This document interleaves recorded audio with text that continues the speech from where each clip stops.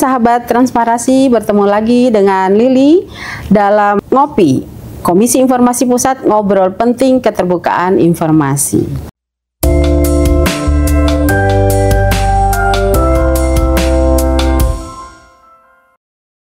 Kita akan ngobrol-ngobrol bersama Mbak Desiana Samosir selaku praktisi pengawalan keterbukaan informasi. Gimana kabarnya Mbak Desi? Kabar baik Ibu Lili. Salam berjumpa lagi, sudah lama ya kita tidak bertemu. Ya, oke.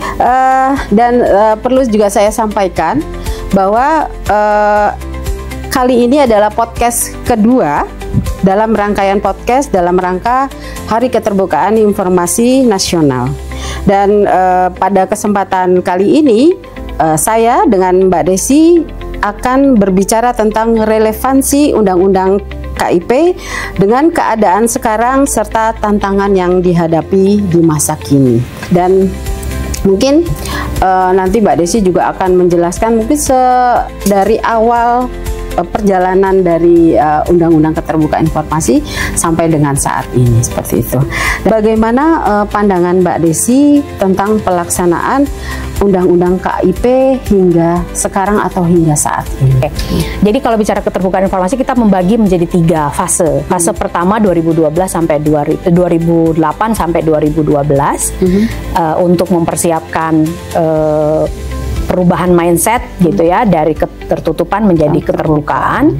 Ada perubahan juga untuk mempersiapkan infrastruktur keterbukaan, terutama di badan publik itu ada PPID dan SOP, juga bagaimana tata kelola informasi di badan publik, lalu perubahan juga pembentukan infrastruktur kelembagaan, komisi informasi di provinsi, kabupaten kota sampai ke pusat. Nah, periode atau tahap yang kedua itu 2012 sampai 2019. Itu kita mulai banyak permohonan informasi yang menarik dan putusan-putusan yang kemudian menjadi landmark, menjadi acuan yang paling signifikan gitulah ya soal keterbukaan informasi publik. Nah, di 2020 sampai dengan 2025, nah ini sayangnya ada kemunduran sedikit gitu ya. Jadi mulai ada proses-proses yang sedikit tertutup, terutama dalam proses penyusunan regulasi. Nah, jadi kalau bicara keterbukaan informasi, karena ini adalah momentumnya adalah Hari Keterbukaan Informasi, maka ini roller coaster, Bu. Jadi memang kita perlu sama-sama terus berjuang mendorong keterbukaan informasi di Indonesia. Oh iya. Berarti apa yang tadi Mbak Desiana sampaikan itu perjalanan sangat panjang juga ya. Ada 3 fase yang memang harus dilakukan ya, seperti itu. Dan ini saya juga akan menanyakan kepada Mbak Desi ini pengalaman, karena Mbak Desi di sini kan pernah menjadi tim ahli, di mana tim ahli dari program prioritas dari Komisi Informasi Pusat ya. Itu ada Mbak Desi bergabung menjadi tim ahli di program Indeks Keterbukaan Informasi atau IKIP, lalu Moneh Badan Publik, yang mungkin teman-teman atau sahabat Transparansi juga tahu, karena ada program prioritas di Komisi Informasi Pusat di mana IKIP memotret keterbukaan informasi di seluruh provinsi di Indonesia. Ya, betul ya Mbak Desi ya, seperti betul itu ya. Lalu dengan Moneh Badan Publik juga ya, Moneh BP. Itu juga saat ini kita sudah mempunyai target yang memang harus kita penuhi, seperti itu. Dan ini selaku tim ahli, Mbak Desi di sini, tantangan terbesar apa sih ya yang ditemui dalam implementasi keterbukaan informasi publik, baik di sisi masyarakat maupun di sisi badan publik pada saat Mbak Desi terjun langsung? Kalau bicara soal indeks keterbukaan informasi, memang itu kita memotret 34 provinsi ya. 4 provinsi yang baru belum masuk dalam pengukuran karena infrastrukturnya belum tersedia. Jadi kalau ini alat bantu yang digunakan Komisi Informasi Pusat untuk mengukur keterbukaan informasi, kita melihat bahwa di badan publik itu sudah ada progres soal keterbukaan informasi, meskipun masih ada ruang-ruang yang bisa tingkatkan, diimprove gitu ya. Karena memang ada beberapa catatan, terutama masih ada kategori provinsi yang masuk dalam kategori cukup rendah secara skor. Tetapi juga ada yang sudah berada pada posisi menengah dan ada juga yang sudah cukup tinggi. Itu kalau bicara soal keterbukaan informasi dalam konteks indeks keterbukaan. Nah, sementara dalam Monef Badan Publik sebagai salah satu juri yang terlibat pada beberapa periode, saya menemukan bahwa Badan Publik memang sudah cukup melakukan tugas dengan baik, tetapi masih ada catatan-catatan soal bagaimana kualitas layanan, soal percepatan layanan yang masih bisa diperbaiki oleh Badan Publik. Nah, di sisi masyarakat nih sebagai pengguna sudah ada pergeseran yang tadinya belum tahu bahwa ada jaminan hak atas informasi, mulai kemudian tahu dan memanfaatkan hak itu untuk mendapatkan hak yang lain. Jadi misalnya sudah mulai ada banyak para petani misalnya yang melakukan permohonan informasi untuk melindungi kepemilikan atas tanah. Di sisi yang lain juga masyarakat menyadari bahwa ada hak mereka untuk mengetahui soal layanan publik yang lain. Jadi memang keterbukaan informasi itu masih memiliki tantangan, tetapi di sisi yang lain mulai ada kesadaran yang sangat baik di sisi masyarakat untuk melindungi hak mereka dengan memanfaatkan Undang-Undang Keterbukaan Informasi Publik. Gitu, Bu. Betul. Berarti Mas, ya sedikit lah istilah, jadi masyarakat sudah agak aware lah di daerah-daerah ataupun di provinsi ya, setiap provinsi dengan melakukan program ini, program Monef dan IKIP itu sudah mulai istilah ini menyembatani. Program ini sebenarnya menyembatani untuk adanya keterbukaan informasi di seluruh provinsi di Indonesia, seperti itu ya, untuk menginformasikan kepada masyarakat. Ya, betul tidak sekali. Juga Badan Publik kan, berarti kan masyarakat juga harus seperti itu. Oke, untuk selanjutnya nih Mbak Desi, ini sejauh mana sih ya keterbukaan informasi ini benar-benar dirasakan oleh masyarakat, khususnya nih kelompok rentan yang seringkali kesulitan dalam mengakses informasi. Nah, itu seperti apa tuh Mbak? Dalam praktek selama ini ya Bu, kami mencatat bahwa ada beberapa hak masyarakat, terutama masyarakat adat yang ternyata secara kondisi mereka rentan, tetapi juga terancam hak tinggal mereka di sebuah wilayah misalnya karena mereka tidak tahu bahwa ada perubahan regulasi dan itu mengancam hajat hidup mereka. Nah, ada beberapa saya menemukan informasi bahwa pemohon informasi, dalam hal ini masyarakat adat, mulai melakukan pengajuan permohonan informasi untuk memastikan apakah wilayah mereka itu menjadi salah satu wilayah yang terdampak dalam proses pembangunan. Lalu kemudian mereka mengajukan permohonan dan bisa berdialog begitu ya, untuk memastikan bahwa mereka sebagai masyarakat adat itu tidak menjadi korban dalam proses pembangunan. Tapi memang prosesnya panjang ya. Kita tahu bahwa Undang-Undang Keterbukaan Informasi Publik itu masih membutuhkan prosedur dan waktu yang cukup panjang, sehingga memang kita belum bisa memastikan apakah permohonan informasi yang muncul ini kemudian bisa selesai sebagaimana mereka butuh cepat begitu. Nah, di sisi yang lain tadi seperti yang Ibu sampaikan, Undang-Undang Keterbukaan Informasi Publik ini memang menjadi jembatan untuk memastikan hak mereka yang lain, hak pemohon informasi yang lain.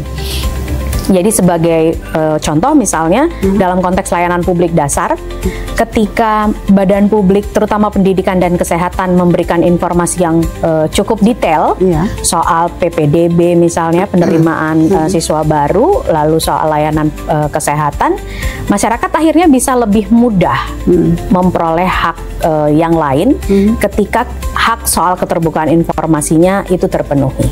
Begitu Bu. Oke. Berarti kalau dicermati apa yang Mbak Desi sampaikan jawaban ini, Komisi Informasi Pusat khususnya terus istilah mendorong atau melakukan edukasi atau sosialisasi kepada masyarakat agar masyarakat itu tahu. Dia minta, istilahnya mereka minta data atau informasi seperti apa gitu kan. Nah, itu mereka biar tahu, karena program dari Komisi Informasi Pusat itu sendiri itu ada dari bidang sosialisasi dan edukasi, seperti itu ya Mbak Desi ya. Ini Kak, kita pasti ingin tahu nih, ada nggak ya contoh nyata yang bisa Mbak Desi bagikan terkait tentang pelayanan publik yang membaik berkat adanya keterbukaan informasi. Lalu mungkin dalam konteks transparansi ini anggaran atau distribusi bantuan sosial misalnya, atau mungkin selain dari itu mungkin gitu Mbak Desi. Kalau tadi sebelumnya saya menjelaskan soal layanan publik dasarnya pendidikan kesehatan itu, tapi ada pelajaran waktu pandemi COVID kemarin. Di 2020 itu kalau kita cermati berita di berbagai daerah ya, masyarakat kemudian menjadi sangat kritis untuk mencari tahu siapa yang menerima bantuan sosial, dan kemudian melakukan kontrol gitu ya, melakukan pemantauan apakah orang ini layak menerima bantuan sosial atau tidak. Lalu kemudian melaporkan kepada otoritas yang berwenang untuk memastikan bahwa yang ini layak, yang ini nggak layak, atau ada bagian sekelompok masyarakat lain yang masuk kategori tapi ternyata tidak memperoleh bantuan sosial.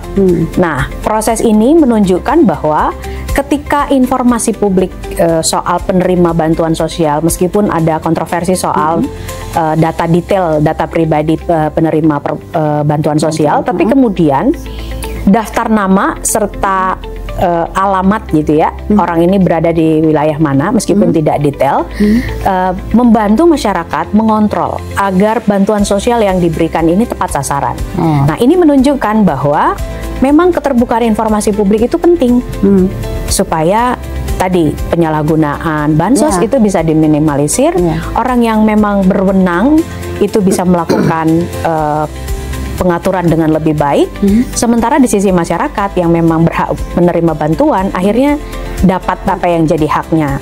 Sementara yang misalnya dulunya masuk dalam penerima bantuan karena masih dalam ada hubungan dengan yang menyalurkan bantuan, itu bisa diminimalisir gitu. Jadi memang ini pintu masuk ya kalau kita mau mewujudkan tata kelola pemerintahan yang lebih baik dan keterlibatan masyarakat yang lebih baik. Gitu. Betul sekali tuh ya. Ternyata memang informasi yang harus kita sampaikan tuh harus transparan. Betul sekali. Harus benar-benar terbuka, yang memang nanti akan diketahui oleh masyarakat yang bersangkutan yang meminta informasi seperti itu ya. Terkait dengan undang-undang KIP nih, apakah undang-undang KIP ini yang disusun di era awal masih relevan dengan tantangan digital yang kita hadapi sekarang ini, lalu mengingat sekarang kita berada di era informasi yang sangat berbeda dengan tahun 2008, seperti apa tuh Mbak? Kalau bicara soal konteks, memang sangat signifikan perbedaan antara kondisi penyusunan Undang-Undang Keterbukaan Informasi Publik dengan kondisi hari ini. Perkembangan teknologi sangat signifikan, lalu daya kritis masyarakat juga semakin tinggi. Kalau sebelumnya itu segmen-segmen tertentu saja, tapi sekarang itu dengan perkembangan teknologi semakin banyak masyarakat yang kritis mau melihat apa sih yang terjadi di Republik ini gitu ya. Maka kalau bicara revisi Undang-Undang Keterbukaan Informasi Publik, ada beberapa tantangan yang bisa diatasi dengan revisi.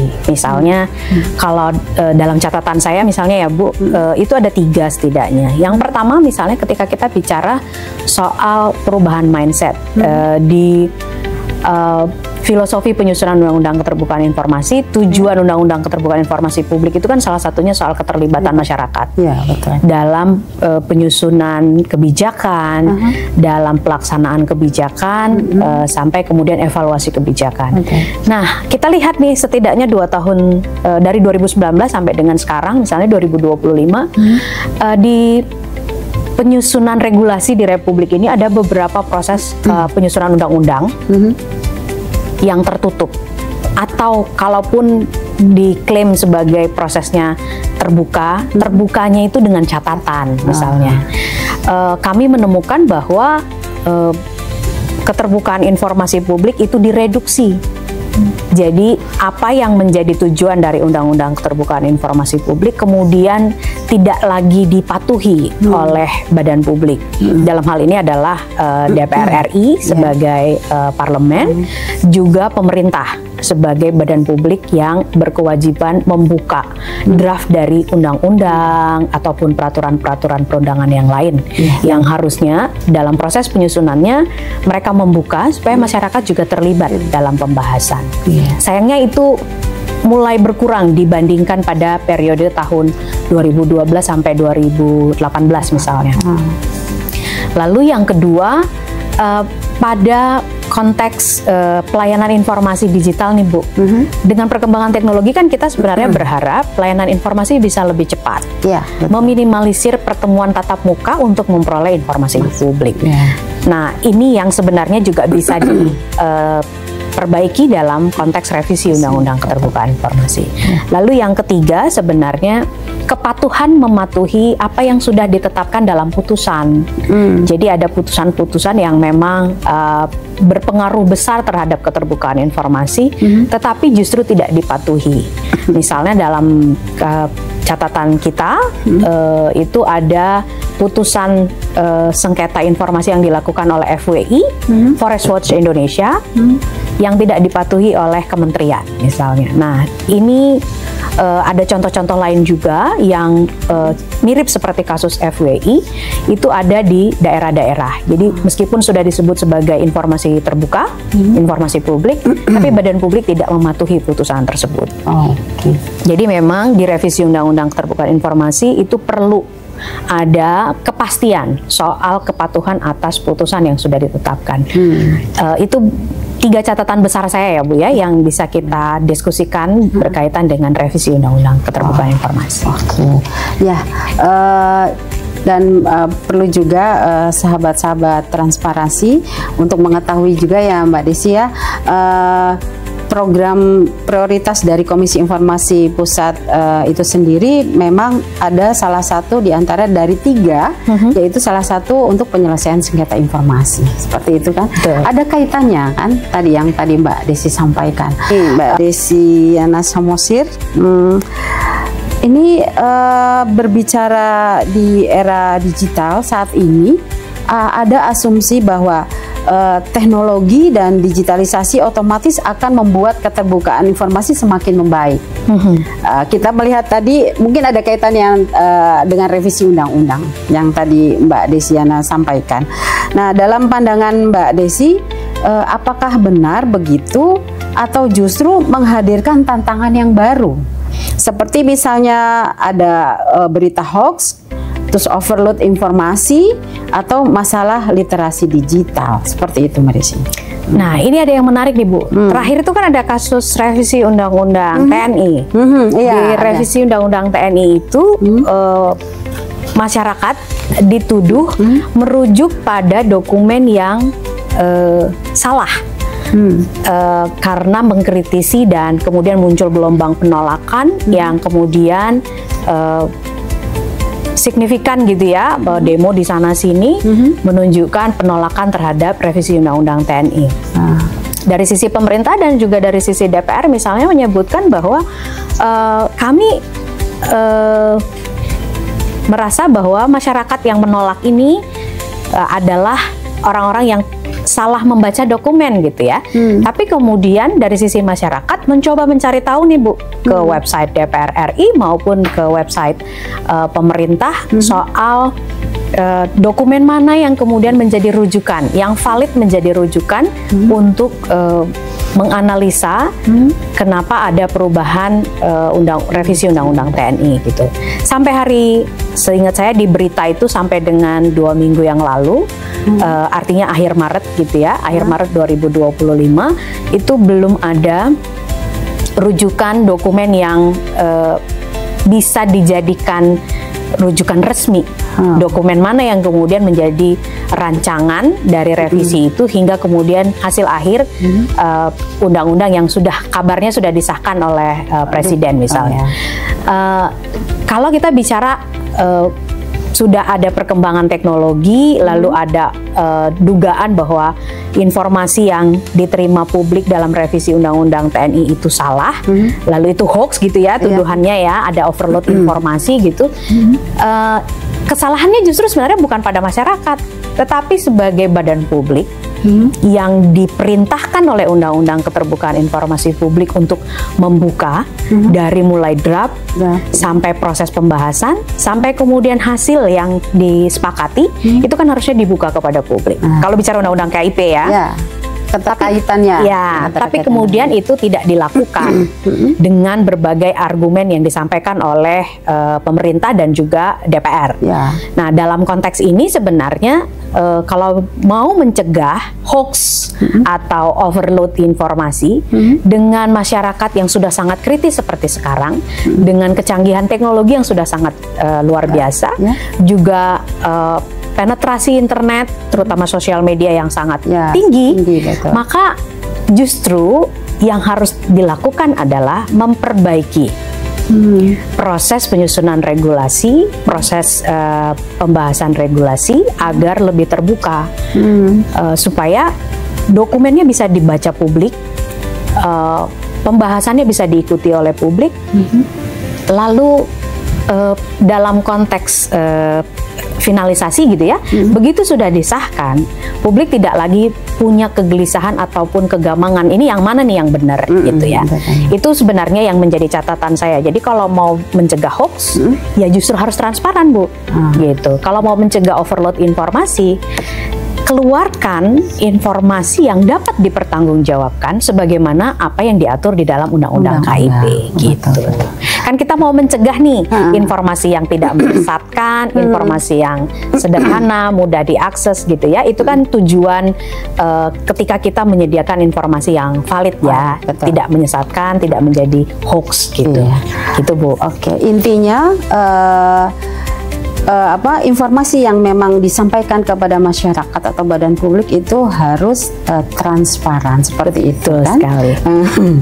Lalu untuk selanjutnya nih Mbak Desi, kalau kita bicara tentang relevansi Undang-Undang KIP nih, apakah Mbak Desi itu melihat perlunya revisi terhadap Undang-Undang KIP? Kalau jika ya itu kenapa? Tapi ini ada hubungan yang tadi nih Mbak Desi, ya kan? Bahwa undang-undang, jadi kita sudah itu sebenarnya udah dijawab nih, karena Undang-Undang KIP sudah tidak relevan lagi dengan tahun saat ini ataupun zaman saat ini, seperti itu. Tapi mungkin ada tambahan atau ya jawaban dari Mbak Desi selain dari itu? Ya, kalau bicara soal revisi, sebenarnya kan pembahasannya sudah sangat panjang nih. Kita sudah punya banyak catatan sebenarnya. Tadi di pertengahan saya menyebutkan ada 3 setidaknya yang perlu menjadi konsentrasi kalau bicara soal revisi Undang-Undang KIP. Tapi karena pertanyaan sebelumnya bicara soal teknologi nih ya Bu, jadi saya tambahkan bagian soal teknologi.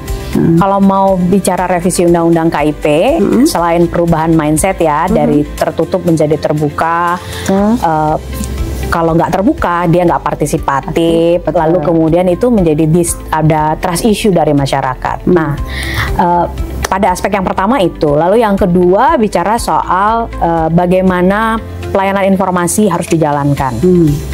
Perkembangan teknologi menunjukkan bahwa kalau mau mendorong kualitas layanan yang lebih baik, teknologi memang harus dimanfaatkan, gitu. Meminimalisir pertemuan tatap muka, tapi hak masyarakat dipenuhi. Salah satu caranya dengan pemanfaatan teknologi. Nah, di konteks zaman sekarang ini yang harus jadi titik tekan sebenarnya.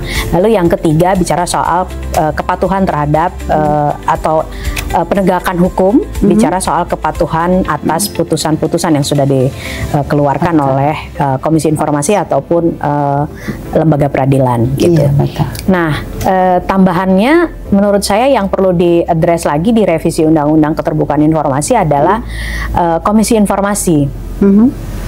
Ada refleksi yang cukup besar sebenarnya dilakukan oleh teman-teman praktisi ketika bicara soal masih perlu nggak sih Komisi Informasi itulah di daerah terutama ya. Apakah dengan efektivitas kelembagaan bisa misalnya menjalankan struktur yang lebih minimalis gitu ya. Tetapi kami melihat bahwa kita tuh masih ada kondisi yang sedikit berbeda antara Indonesia bagian barat, tengah, dan timur. Kalau bicara soal pemenuhan hak atas informasi publik, maka instrumen yang bisa membantu masyarakat di pelosok untuk mendapatkan haknya juga dibantu oleh keberadaan Komisi Informasi. Nah, oleh karena itu yang menjadi PR lagi adalah kita perlu memastikan bahwa yang menjadi komisioner di komisi-komisi informasi ini adalah orang-orang yang memang punya kesadaran yang cukup baik untuk mewujudkan keterbukaan informasi, paham apa yang menjadi kewenangan dan apa yang harus dipenuhi dalam keterbukaan informasi, serta berpihak pada transparansi gitu. Jadi kerjanya benar gitu. Betul. Itu tambahan dari saya. Kerjanya benar dan sasarannya tepat. Betul. Nah, seperti itu. Oke. Selanjutnya nih Mbak Desi, untuk pertanyaan terkait dengan proses revisi Undang-Undang KIP ini, tentu perlu melibatkan banyak pihak, ya toh, agar tetap inklusif dan mendengar kebutuhan berbagai kelompok masyarakat. Ini menurut Mbak Desi ini siapa saja sih aktor yang penting sekali terkait dengan revisi undang-undang yang perlu dilibatkan dalam proses revisi Undang-Undang KIP ini? Kalau bicara aktor yang harus dilibatkan, menurut saya seluruh pihak. Tapi memang ada pihak-pihak yang dapat berkontribusi signifikan dalam proses revisi Undang-Undang KIP. Menurut saya perintahnya undang-undang itu kan jelas ya, bahwa dalam proses penyusunan peraturan perundang-undangan itu harus melibatkan publik. Partisipasi menjadi titik tekan kenapa proses penyusunannya harus dilakukan terbuka. Nah, para pemohon informasi publik, terutama pemohon informasi yang sudah menghasilkan putusan-putusan berkualitas sebelumnya, yang kemudian kasusnya itu dijadikan rujukan dalam mendorong peta keterbukaan informasi di Indonesia, itu perlu dilibatkan. Kita mesti memetik pembelajaran dari kasus-kasus yang terjadi itu, apa yang perlu diperbaiki dalam keterbukaan informasi di Indonesia. Titik tekannya dari sisi masyarakat, karena ini kan soal bicara hak masyarakat kan. Betul. Gitu. Jadi dengarkan dari sisi masyarakat apa yang harus kita perbaiki dalam Undang-Undang Keterbukaan Informasi. Di sisi yang kedua, kita mesti mendengarkan refleksi dari teman-teman yang ada di badan publik. Apa sih yang jadi masalah teman-teman di badan publik ketika bicara keterbukaan informasi? Karena kita dulu beranjak dari rezim tertutup menjadi rezim terbuka, tentu jangan dibawa kembali ke rezim tertutup. Tapi apa yang perlu kita perbaiki supaya tugas badan publik dalam memenuhi hak masyarakat untuk tahu itu bisa dipenuhi, tapi tidak memberatkan teman-teman yang ada di badan publik. Termasuk menyederhanakan bagaimana pelajaran yang bisa dipetik dari mereka untuk menyederhanakan proses. Dari segi waktu pelayanan, dari segi prosedur pelayanan, supaya tidak berbelit-belit, tidak berbiaya tinggi, tetapi juga bisa secara cepat menyediakan hak masyarakat untuk informasi publik, lalu bisa dimanfaatkan, jadi tidak kehilangan nilai informasinya, digunakan oleh masyarakat pemohon untuk memperoleh hak-hak yang lain. Jadi menurut saya seluruh masyarakat di Indonesia harus terlibat dalam pembahasan, tetapi kedua pihak ini tadi bisa kita dalami refleksi atau perjalanan mereka ketika menggunakan hak atas informasi. Begitu, Bu. Oh ya, berarti dari masyarakat dan badan publik itu nantinya akan memberikan masukan kepada kita lah sebagai pengawalan untuk revisi undang-undang HIP itu sendiri. Betul. Komisi Informasi bisa mengambil peran untuk mendokumentasikan itu, lalu memberikan catatan-catatan dari pantauan yang dilakukan Komisi Informasi kepada DPR, terutama Komisi 1 dan juga kepada kementerian lembaga yang terkait dengan revisi Undang-Undang KIP. Ada Komdiji, ada Bappenas juga, ada Kementerian Hukum dan HAM. Kalau sekarang udah dipisah ya, Kementerian Hukum yang bisa terlibat dalam proses revisi Undang-Undang KIP itu sendiri ya. Oke. Ini udah panjang lebar nih Mbak Desi yang memang sudah menjawab dari beberapa pertanyaan. Dari awal undang-undang itu sendiri sampai perjalanannya sampai dengan kita sedang proses lah ini ya. Proses revisi Undang-Undang KIP. Dan sebelum mengakhiri ini Mbak Desi, kami ingin tahu apa pesan utama Mbak Desi sih kepada masyarakat tentang pentingnya keterbukaan informasi publik dalam kehidupan sehari-hari mereka. Baik. Yang sehari-hari lah pokoknya yang dilakukannya.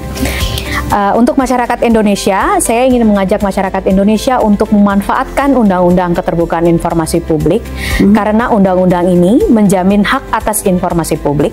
Masyarakat boleh dan wajib sebenarnya menggunakan Undang-Undang Keterbukaan Informasi Publik untuk pintu masuk hak-hak yang lainnya. Oleh karena itu, manfaatkan betul hak atas informasi publik, terutama untuk pemenuhan keterlibatan masyarakat dalam pengambilan kebijakan, serta pengawalan penyusunan kebijakan, serta evaluasi kebijakan. Begitu. Oke. Untuk terakhir nih Mbak Desi, saya ingin satu kalimat saja dari Mbak Desi. Keterbukaan informasi publik itu adalah apa sih ya? Satu kalimat ya? Iya. Oke. Kalau satu kalimat saya ini refleksi dari proses yang terjadi setahun terakhir ya. Tidak ada pemerintahan yang terbuka dan legitimate mendapat dukungan masyarakat kalau tidak memenuhi hak atas informasi publik. Karena tanpa keterbukaan informasi publik, partisipasi tidak akan berjalan dan pelaksanaan pemerintahan tidak akan berjalan dengan baik serta tidak mendapat dukungan dari masyarakat. Oke. Aduh, terima kasih banyak nih Mbak Desi sudah menyampaikan panjang lebar lah ya, panjang lebar terkait dengan Undang-Undang Keterbukaan Informasi karena momennya pas nih Mbak Desi karena kita tanggal 30 April ini adalah Hari Keterbukaan Informasi Nasional. Seperti itu ya Mbak Desi ya. Kita juga bisa semakin meningkatkan kesadaran masyarakat tentang pentingnya keterbukaan informasi apa yang tadi Mbak Desi sampaikan. Terima kasih untuk sahabat transparansi sudah menyaksikan podcast kali ini. Kita akan tutup dengan salam keterbukaan informasi.